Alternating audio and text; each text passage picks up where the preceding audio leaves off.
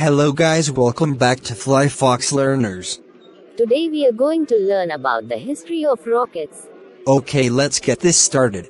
The first rocket which could fly high enough to get into space was the V-2 missile, which was first launched by Germany in 1942. The V-2 had a warhead on top of it and was used by the Germany to fight against London.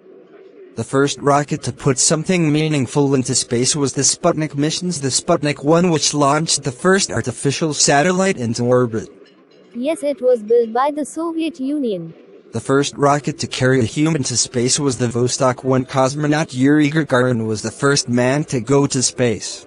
The Vostok capsule carried the first ever human to make a spaceflight, the Soviet Union's cosmonaut Yuri Gagarin, who was launched on April 12, 1961, and clocked in with just over one full orbit of Earth. The first person to go on a spacewalk was Alexei Leonov. He was from Russia. The first spacewalk was on March 18, 1965, and it was 10 minutes long. The Soviet Union was building the N-1 moon rocket while the US was building the Saturn V and was successful in putting the first man on the moon, and US won the race.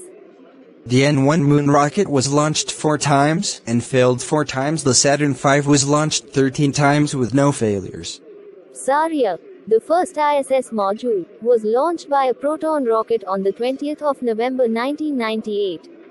The STS-88 space shuttle mission followed 2 weeks after Zarya was launched, bringing Unity, the first of 3 node modules, and connecting it to Zarya. The first space shuttle was launched on April 12, 1981, marking a new era in space flight history. Fun fact: the first space shuttle had a white external fuel tank rather than the orange external fuel tank that we are used to see. NASA decided to get rid of the white paint because they found out that it was unnecessary and added extra weight to the spacecraft. After the space shuttle retired, the only way that astronauts could go to the ISS was Soyuz from Russia.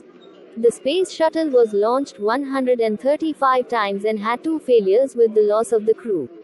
Then comes the new space rockets, the Falcon 9 by SpaceX, and the upcoming Starship NSLS, which would take us to the moon for the Artemis mission. That's it for today. See you in the next video.